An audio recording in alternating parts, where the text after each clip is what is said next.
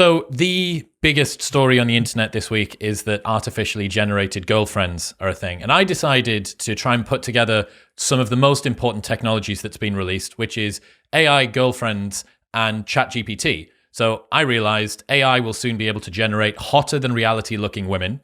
And then ChatGPT will soon be able to do dirty talk better and more attentively than real girls. Should we be worried about the job security of OnlyFans models? Is it OnlyFans models that are going to be the first AI-displaced workforce out of the entire lot? Yeah, I'm glad to see your concern about the OnlyFans workers, Chris. But yeah, it's a very interesting time in human mating, interacting with technology, with dating apps and now artificial and pornography. It's an incredible time to be studying human mating. I've always kind of thought that the popularity of OnlyFans, it always perplexed me a little bit in the first place, because you've got a unlimited availability of free hardcore pornography of every type of variety, and male sexual desire is very much geared in towards novelty seeking and different types of variety. So the fact that there was this massive uptick in OnlyFans kind of perplexed me, and I kind of began to think that what people were looking for from the parasocial relationship with an OnlyFans star, that kind of personalized content, it was scratching a little bit of a different itch. They wanted that capturing the attention of the star and feeling like that they were personally interacted with an OnlyFans star in a way that they didn't get from pornography that they felt was just produced for the masses and no real personal connection. So yeah, it's kind of like we have competing hypotheses there. So on the one hand, men are willing to pay for this parasocial relationship with OnlyFans girls, for this faux intimacy, rather than what they see as the fakeness of porn. But if you cross that threshold and porn becomes, like you say, mixed in with the mental sophistication of an AI system that could dirty talk in the exact kind of fantasies that they want, will they just go for it even more? And will that scratch that itch in the same way? And will people go full fat artificial instead?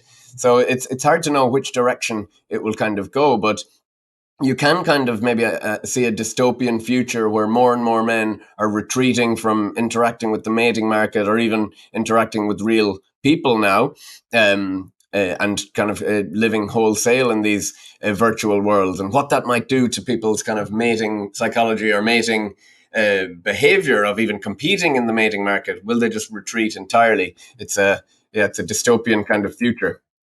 It's an interesting one, man, because when you think about what men typically want, men report having a greater desire for sexual variety. So during any one sexual fantasy, men will tend to cycle through a number of different women. If men read erotica novels, each chapter would be a different girl. Whereas when women read erotica novels, the entire book is usually one male protagonist. So you have this strange imbalance. And I never even thought about that. Why is it that guys seem to be prepared to pay for something which has less variety, which is one of their key drivers? So it has to be something that they get from the single contact that they don't get from the other side. Now, you're right. If ChatGPT was able to completely dial in the exact type of dirty talk that you liked with this perfectly curated AI-generated porn girl, I mean, it should be game over.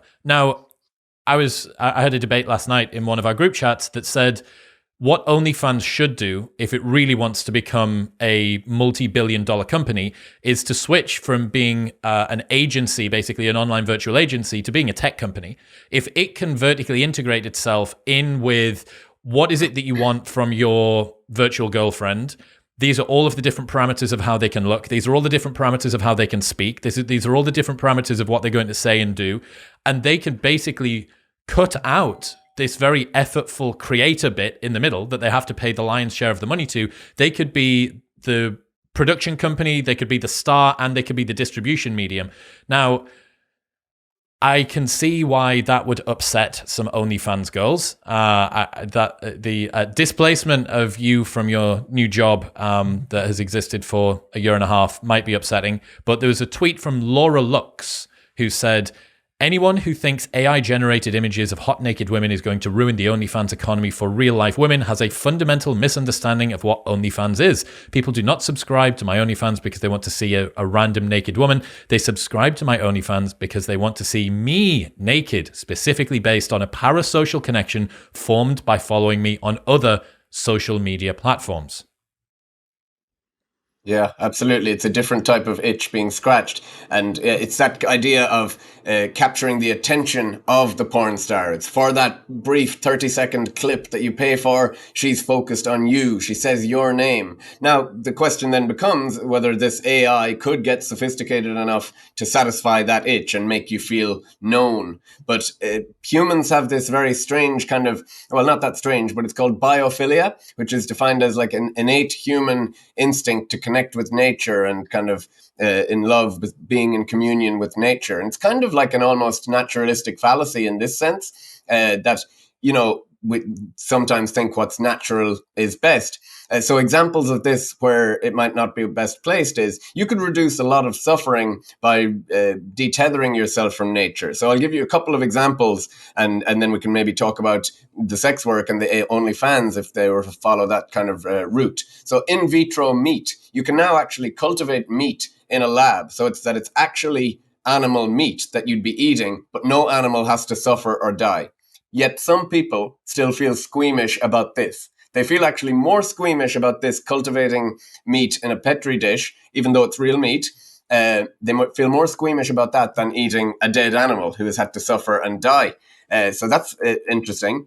Also, even childbirth. So I ran a Twitter poll yesterday, asking my followers whether if you could have a safe and reliable technology, assuming the safe and reliable technology worked, would you be in favor of human offspring being birthed by artificial wombs rather than a human female? And specifically female followers, 16% of them versus 8%, 15% said no, that they wouldn't be in favor of this. And if you can imagine that 300,000 women every year die during childbirth or pregnancy, you know, such a burden that's been on the female sex for so long, still a massive resistance to detether from that. There's this biophilia kind of wanting to be in communion with nature. So if we think about this then from the OnlyFans point of view, if you defined sex work, if you see sex work as kind of harm, which many people do, I'm not particularly one of them, but then you should be a real champion of these AI kind of AI porn or AI girlfriends. But what you might see there is a very strong resistance from women in particular, because they could say, oh, we'll free up real life women from being harmed, from being sexually objectified, and at least men will be objectifying inanimate AI. It's not sentient. Code. Exactly, yeah. But there's a resistance, and what might be going on there is a bit of intrasexual competition. So there's this concept. There it is, William. It rears its head yet again. Your friendly neighborhood evolutionary psychologist always brings it back to intersexual competition. But there's this interesting concept called the horiarchy, which kind of categorizes humans have always paid for sex. So there's a really good article in Quillette by my friend Jerry Barnett called The Price of Sex. And it talks about how cross-culturally, cross-historically, humans have always paid for sex. And even when you introduce any form of currency to chimpanzees, the first thing they do with it is pay for sex. So, you know, this is a normal kind of thing that's been going on. But the horiarchy defines that there's always a cost for sex. And at the top of a horiarchy is a wife, where you have to pay a lot and you commit a lot of your long-term investment. And at the very bottom would be a sex worker, and everything kind of in between. So there's this strong resistance from women towards anything that lowers the market value of what they're selling, the sex. So where on the hierarchy they fall is where they're selling sex, but everyone's selling it. So yeah, that's interesting where that resistance for it might be coming. But it's wild to me that even there, the resistance to a technology that would liberate women, seemingly, is so resisted. Well, Mary Harrington wrote an article that said AI girlfriends could liberate men from their ancient vulnerability to sexual desire for women. Now, that would roll into this a lot, that if men can find, it's not just the emancipation of OnlyFans girls now back out into the market. They may need a man to support them more likely, which is one type of intersexual competition that would be increased. But another type would be that the desire for intimacy from men in general, they would now be competing with an infinitely scalable, infinitely customizable, perfectly dirty ChatGPT and DALL-E created AI girlfriend. So women, I was about to say women are getting hurt more than men, but I don't know if they are. I mean, what do you think? You are one of the, if not the most preeminent incel researcher on the planet. What do you think, given your understanding of a large group of sexless men, how do you think this is going to impact men, their approach to mating, sexual relations? What do you think the incel community's got to say about this? So many people in the incel community champion the idea of sex robots or sex dolls as a kind of a pseudo relationship style thing, and they are hoping kind of that this is round the corner and that the technology will get so good. I would say maybe virtual reality will get there faster than the hardware of like a sex robot. But a very sophisticated AI girlfriend or a very sophisticated, kind sex worker would be somewhat good for incels, I think, but it doesn't scratch the itch of being sexually selected. So there's no real status currently associated with buying the world's best sex bot. It's kind of still an underground thing you wouldn't really be bragging about. But, our attitudes towards sexual technology and stigma change very fast. It's not about 20 years ago, dating apps were weird. It was weirdos who were on them. It's like, oh, you can't meet someone in real life. You're signing up to a website. How bizarre. Whereas now they're the only game in town for human mating. So, that would be a real leap. If we could assign status to the most sophisticated AI girlfriend, that would be a game changer, because currently men associate status with female being sexually selected. And that's what kind of keeps them driving. It's such a low ball to get an AI girlfriend, because anybody that's got it would be like showing off to everybody that you are on this girl's OnlyFans. So, well, look, anybody that's got the price of a cheeseburger per month can get on this girl's OnlyFans. It's not a particularly impressive or big deal. One of the other things that's particularly funny, and I think a number of people are finding this ironic, is that for a long time, some of the biggest OnlyFans creators have been using virtual assistants, and there's actual OnlyFans agencies who work as the girls on the chat to generate this parasocial relationship, to really kind of squeeze the lemon and get as much juice out of their followers as possible, sort of getting them sexually excited, presumably, encouraging them to donate more money in order to be able to get custom videos and stuff like that. I mean, I was watching a video yesterday where this girl's got 21,000 paid OnlyFans subs and she makes $3 million a year. I mean, in 21,000, can you just think about how many Johns and Richards and Chris's and Williams there are in there? Not only is this video not for you, it's for you and another 150 people with your name. So I think there is definitely something funny that an industry that for a long time has been really unfairly leveraging this parasocial desire that men have to feel special. They know that this girl, for the most part, isn't genuinely interested in them. But at the very least, they thought that they were having a conversation with them. They thought that they were getting 10 seconds, 30 seconds, a minute of their day. And now, I don't know, it's hard to not feel a little bit, not vindicated, but a little bit of sort of smug satisfaction that girls that perhaps had been weaponizing and utilizing an army of Vietnamese people to send messages, dirty messages backward and forward, are now facing down what happens if you outsource that job to code. Mm-hmm. Yeah, there's a really good movie. I think I talked about it last time on the pod, Chris. It's called Her, with Joaquin Phoenix in it. And it's basically about this kind of round the corner dystopian future where Joaquin Phoenix's character basically falls in love with an AI girlfriend. And at the beginning, she just talks to him a lot through his earpiece and gets to know him supremely well and is the best emotional support. And he genuinely falls in love with her. And they do some very creative things where the AI system hires a biological woman, a sex worker, to go and represent her. So she's actually talking to Joaquin Phoenix's character in his head while the biological woman is sexually interacting with him on a physical level. But spoiler alert for anyone who hasn't seen it, the end scene is he gets frustrated and he has an argument with the AI girlfriend and asks her, how many other people are you talking to? He discovers that she has other boyfriends and that she talks to at the exact same time because it's super powerful AI. And she says, 86,000.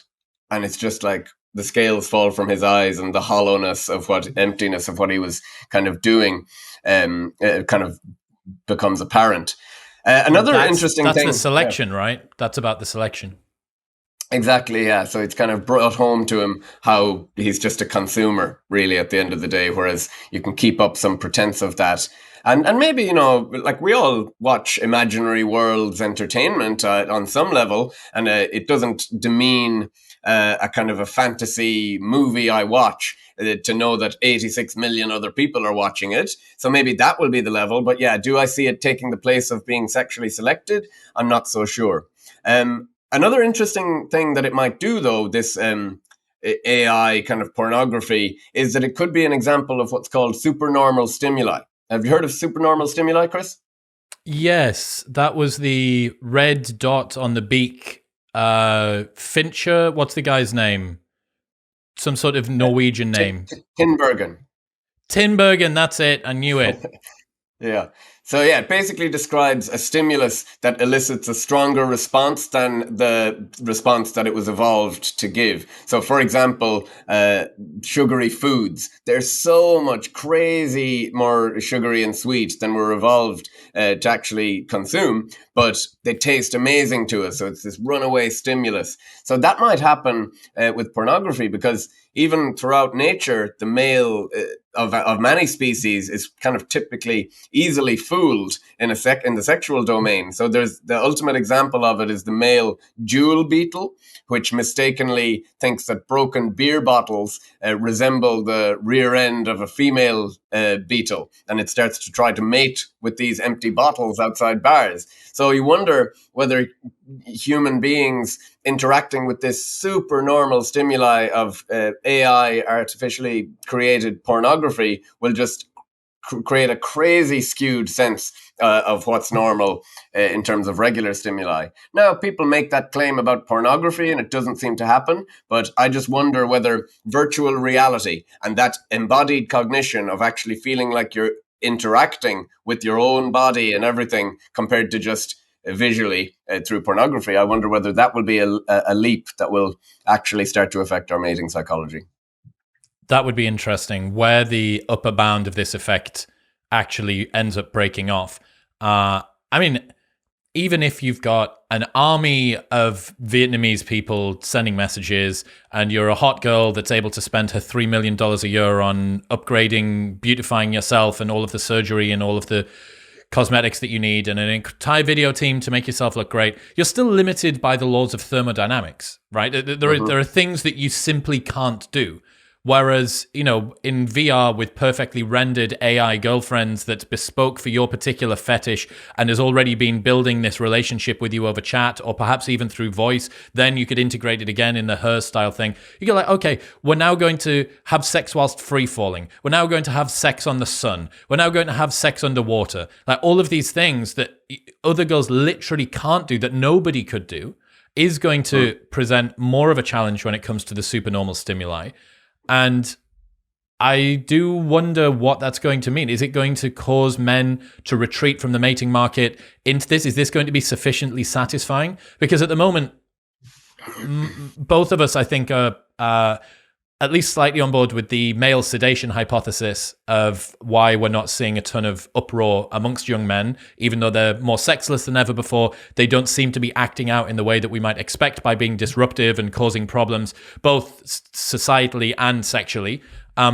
However, we also know that those men, the tenor online that I see, they don't seem particularly happy about this situation. It's not like they're reveling in their access to porn. I don't think it's actually satisfying them. And you'll have seen these sorts of comments online as well, like, just hold on, boys, the sex robots are coming soon type thing, which suggests that there is something which is not being met thus far with the sexual technologies that we've got. Now, maybe that'll never be met. Maybe the desire to be selected by a mate is actually the crux to this. And I would be very tempted to guess that it is, that the gatekeeping element, the fact that it's statusful, the fact that you need both prestige from your side to get it and desire from the other side, and that there is a difficulty in achieving it, that is what makes it valuable. It's the same as you get given something for free versus you pay for something. You value the thing that you paid for rather than the thing you got for free because it was more difficult. Even if the thing you got for free was more valuable,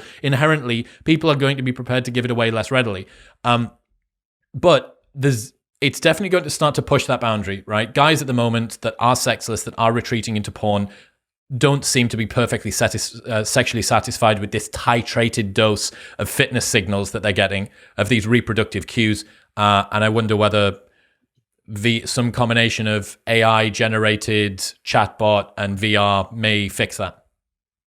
Yeah, it could. And what I think we might likely see is a very stratified kind of mating market where some people compete in the natural real world for the reward of status. And then some people get kind of drunk on the stimulation of the virtual world and spend their time, increasing amounts of time in there. You might see people decidedly opting out of competing in the mating market for a time, maybe, and maybe go back in and out of it. In my incel research, the way they talk about incels with the interviews that I've done, I always ask them, when would you know you're no longer an incel? And they talk about it that they could relapse. They could actually go back to that mindset. So it's more like alcoholism, of a way of seeing the world. So that idea of,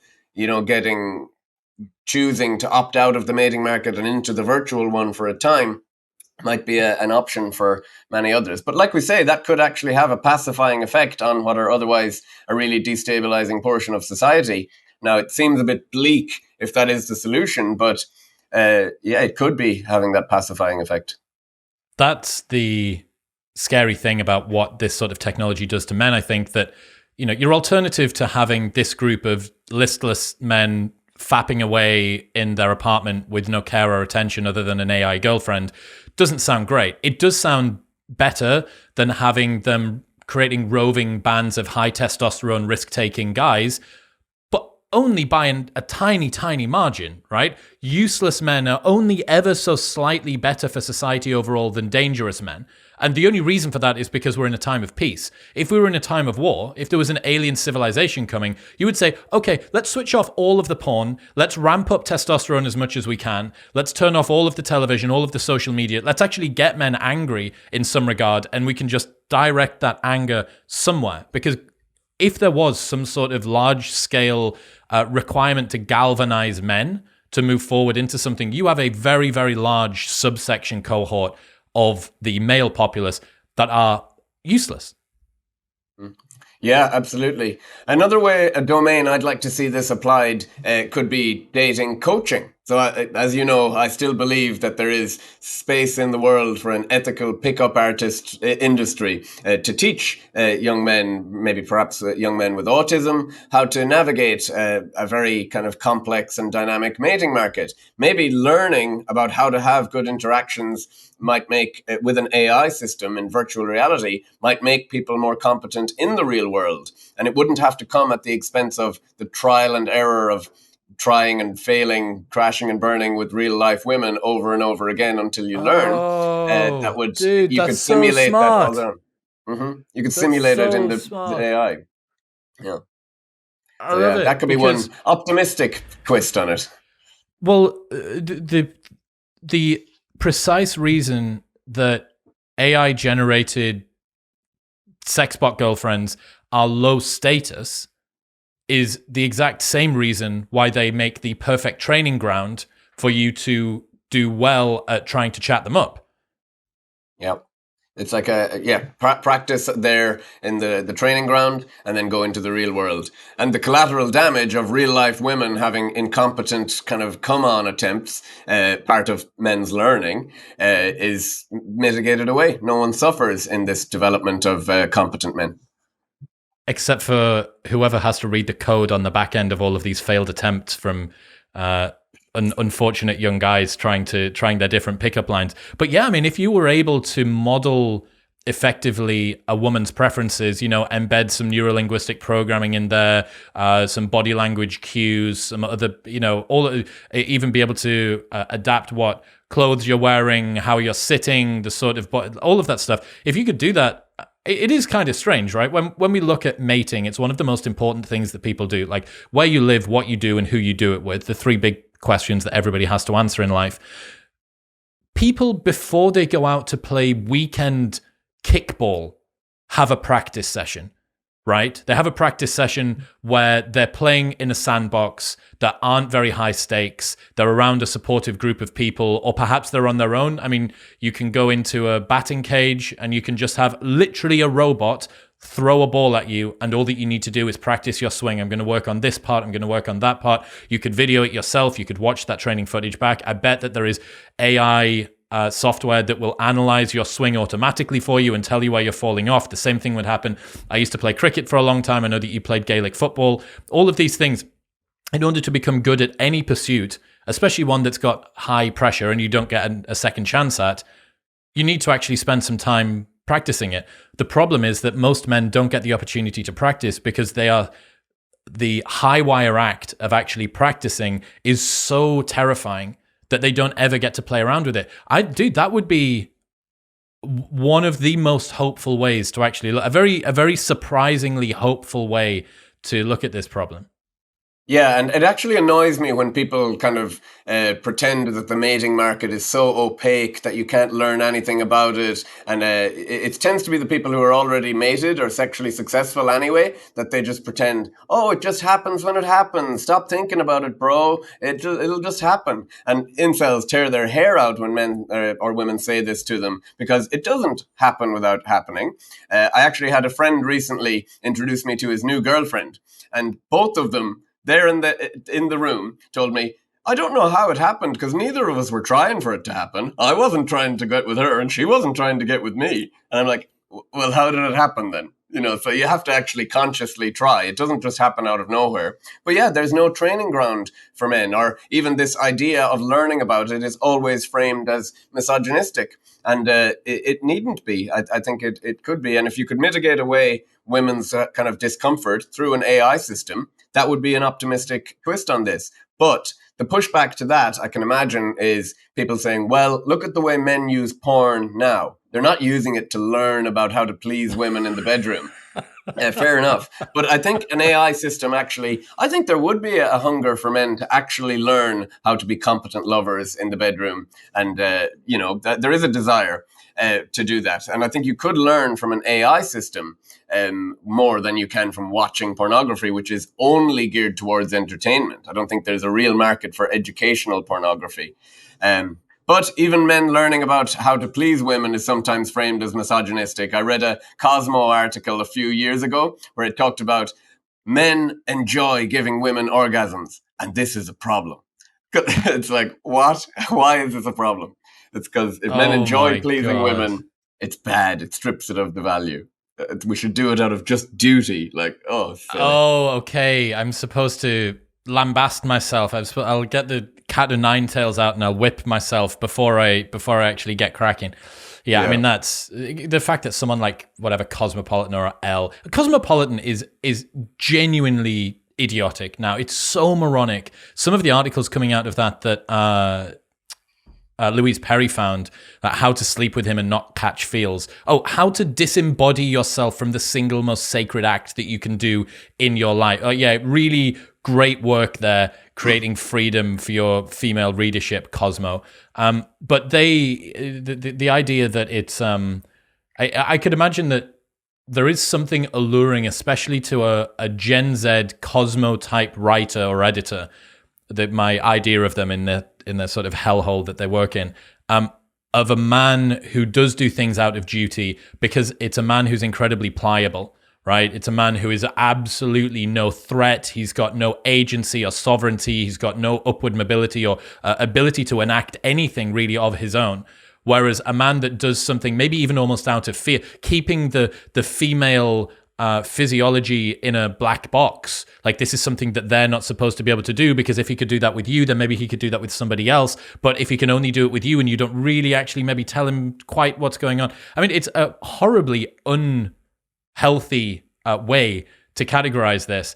But dude, I think that the training ground, and the reason that the training ground thing works, like what would you call it? Like, the sandbox. Like, yeah, like the girlfriend sandbox. Yeah. The reason that it works is that there is still status waiting for you on the other side of completing it. Because if you practice either sex or chatting up a girl in VR, what you know is that on the other, eventually down the road, this may lead to something which already has cultural status attributed to it. So that would be cool. But look, dude, I mean, an oddly very white-pilled way to round out a discussion to do with this. I do think that what happens with OnlyFans over the next 2 years will generally be fascinating. I think that the Laura Lux comment about the parasocial relationship is a total cope, because if the AI can do dirty talk, it can already create the like organic social media platform content that would generate the parasocial relationship in the first place. The only thing that you're going to be able to do is maybe gatekeep. You could perhaps make an entire platform that was no AIs allowed, that would have a very strict verification process that girls would have to go through, so that you know that you're actually talking to at least the virtual assistant of a girl that exists in the real world, as opposed to just code. What's happening, people? If you enjoyed that, then press here for the full unedited episode. And don't forget to subscribe. Peace.